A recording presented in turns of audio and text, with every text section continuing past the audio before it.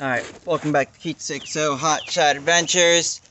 We are installing the Sumo springs, the yellow.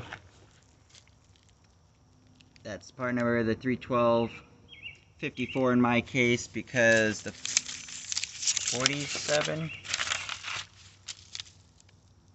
I got the 54s.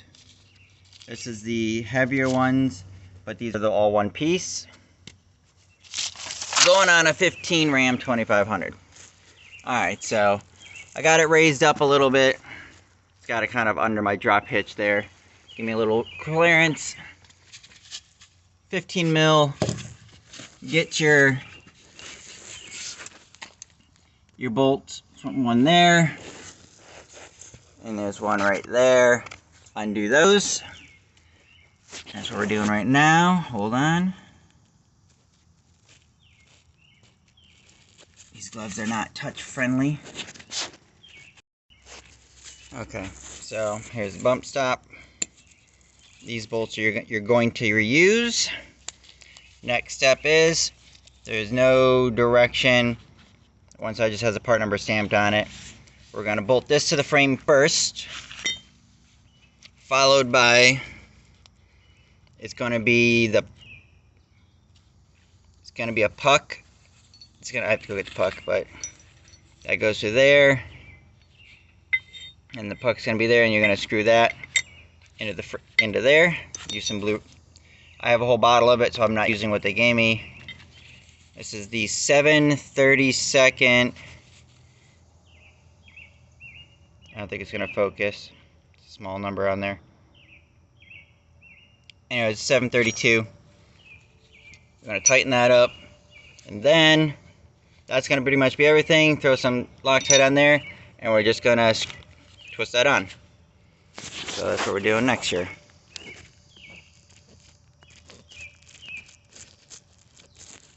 And then, because I've seen lots of videos of these anyway.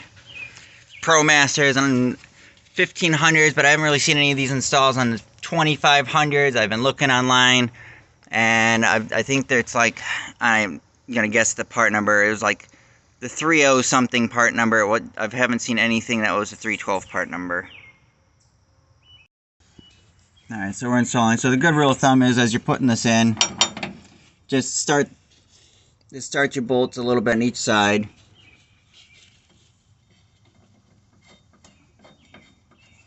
And then we're gonna get this all tightened up, and we're gonna get it snugged up. See if we can do it here. Doing it from right inside the wheel well.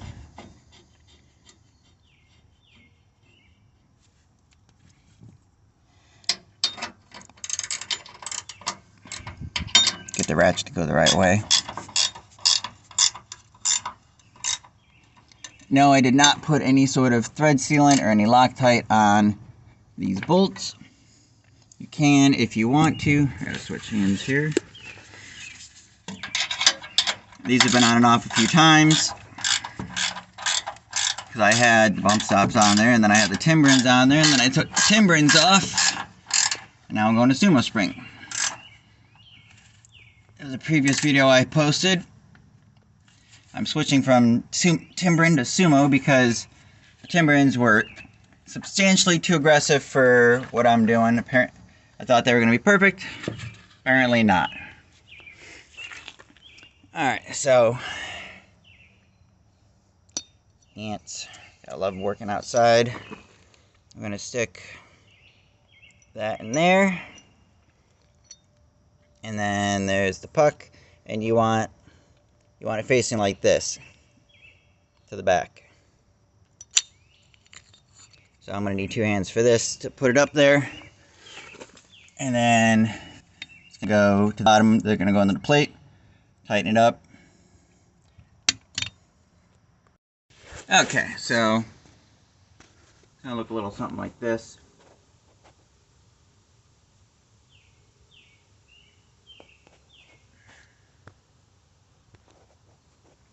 And then we're gonna try and throw a little bit of Loctite on that. And then we're going to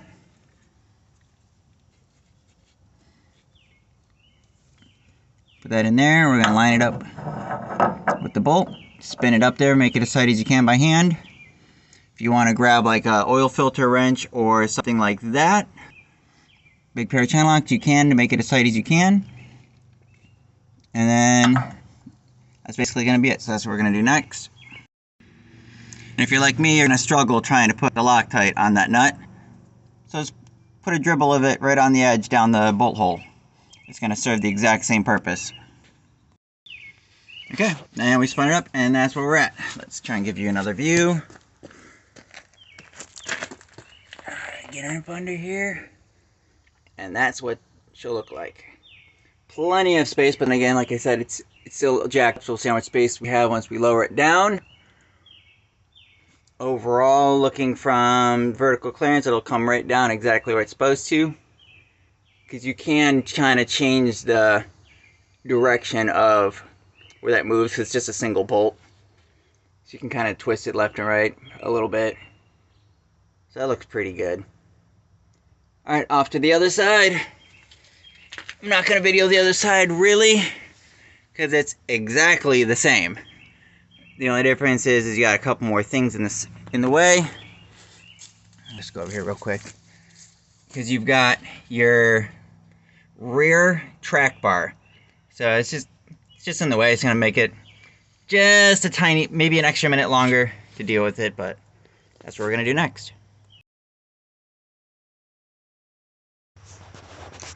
Okay, so that concludes our install of the Sumo springs.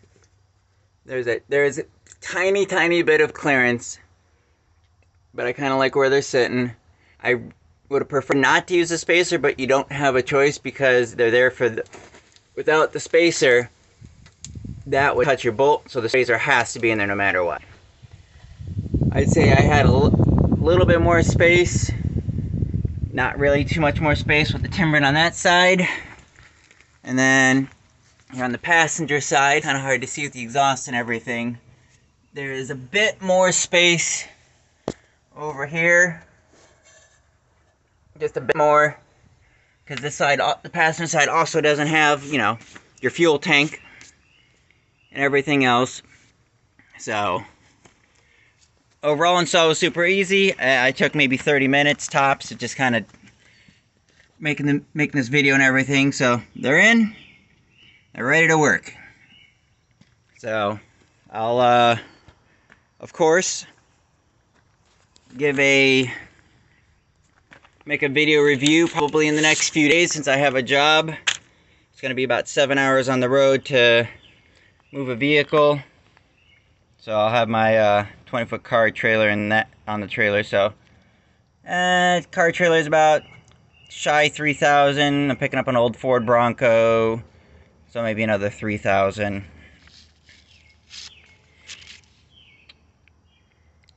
So yeah, we'll see how these do. Thanks for tuning in, guys.